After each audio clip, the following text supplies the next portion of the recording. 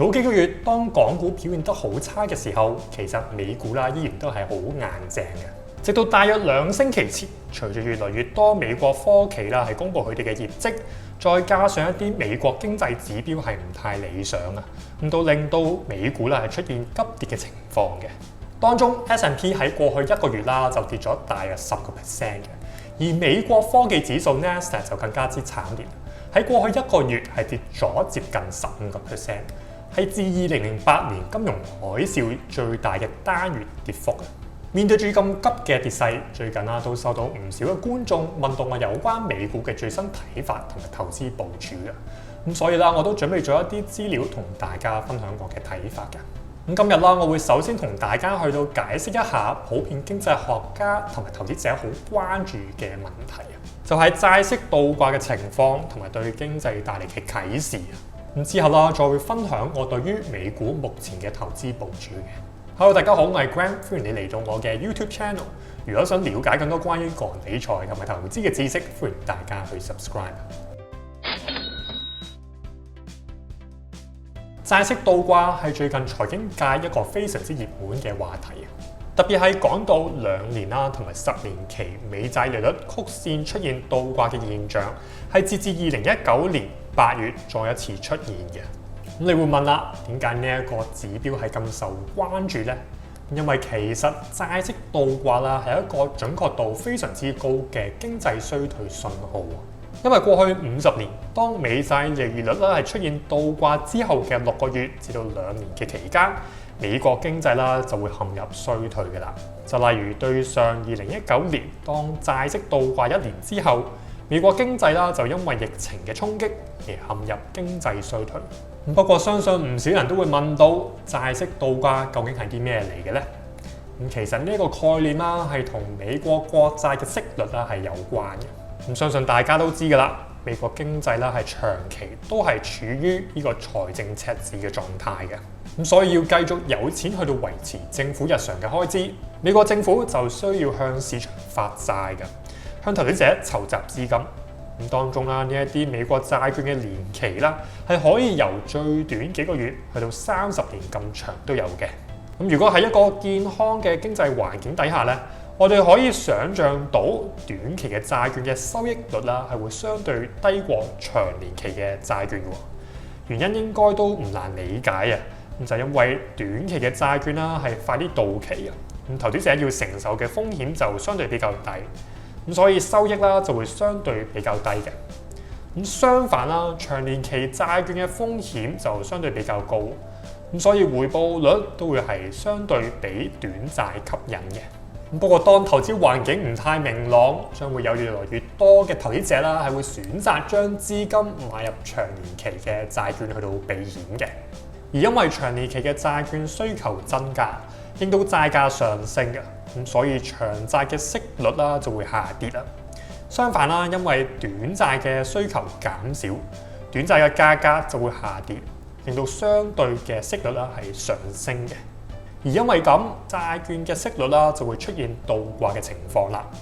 即係意思話，2年期嘅債券嘅息率係會高過10年期債券嘅息率嘅。而正如一開始所講啊，利率倒掛啦係經濟衰退嘅先兆。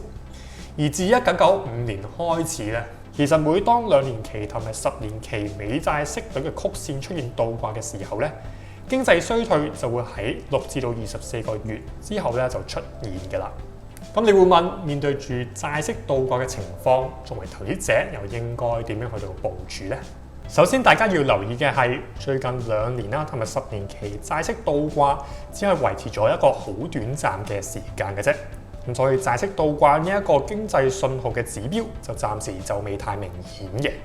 另外，就算經濟差陷入衰退都好，亦唔一定代表股票市場係會跟住一齊跌嘅。根據翻過往債息倒掛嘅經驗，當我哋比較翻對上7次出現債息倒掛嘅情況咧，其實對股票市場短期嘅影響又唔係真係咁大嘅。根據翻 S&P 500嘅回報，當出現債息倒掛之後1年嘅平均波幅，其中咧係有5次啦，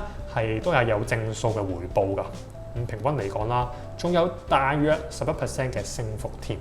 咁所以就算債息倒掛係一個好準確預測經濟衰退嘅指標，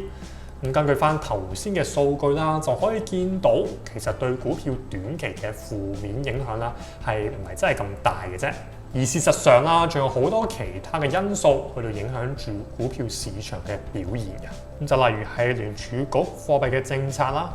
俄烏戰爭嘅進展同埋疫情嘅變化等等，都可以對股票市場啦係造成好大嘅打擊㗎。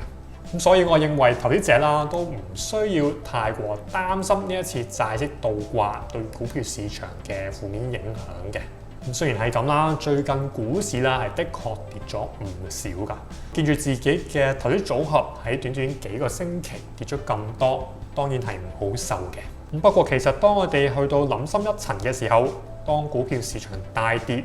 一啲之前比較貴嘅股票就突然會出現一個大減價嘅情況。而假如公司本身嘅質素係冇改變，但係就因為大市嘅影響而令到呢一啲嘅優質股票都係跌為一份嘅話咧，咁你話啦，投資者係咪應該喺呢段時間咧係更加積極去到買貨趁低吸納呢？理論上係咁嘅，不過當然啦，普遍投資者嘅思維並唔係咁樣諗。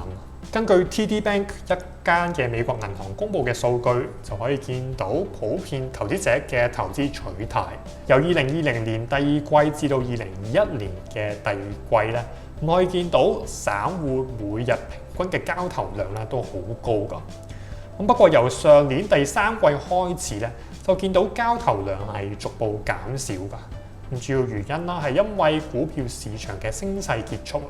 都令到交投量減少嘅。呢個數據啦都可以反映普遍投資者入貨嘅時機都係喺升市嘅時候先至去進行嘅。不過作為聰明長線嘅投資者，就反而啦應該要係捕捉跌市嘅機會，用一個平價去到買入優質嘅股票，為下一個牛市係做好準備嘅。不過就因為冇人可以好精準話俾你知道未來嘅股市嘅走勢，咁所以啦，我一直啦都同大家分享我嘅投資策略啦，就係定期每個月買入一啲 S&P 500同埋 Nasdaq 呢一類型大盤指數嘅 ETF， 用一個平均成本法去到慢慢累積相關嘅股份啦或者 ETF，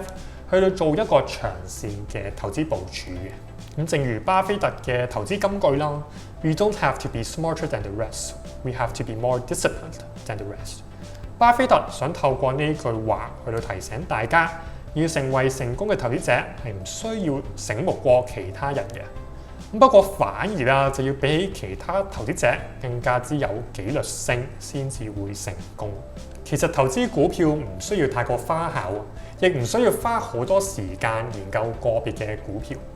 只要我哋保持紀律，每個月定期買入一啲大盤指數嘅 ETF， 用一個平均成本法投資，長線啦就已經可以賺到非常之可觀嘅回報㗎啦。希望今日嘅影片都幫到大家。最後啦，如果大家係有興趣知道我嘅投資組合同埋我最新嘅投資部署，都歡迎大家去 join 我嘅 Patreon 去攞更加多獨家嘅資訊。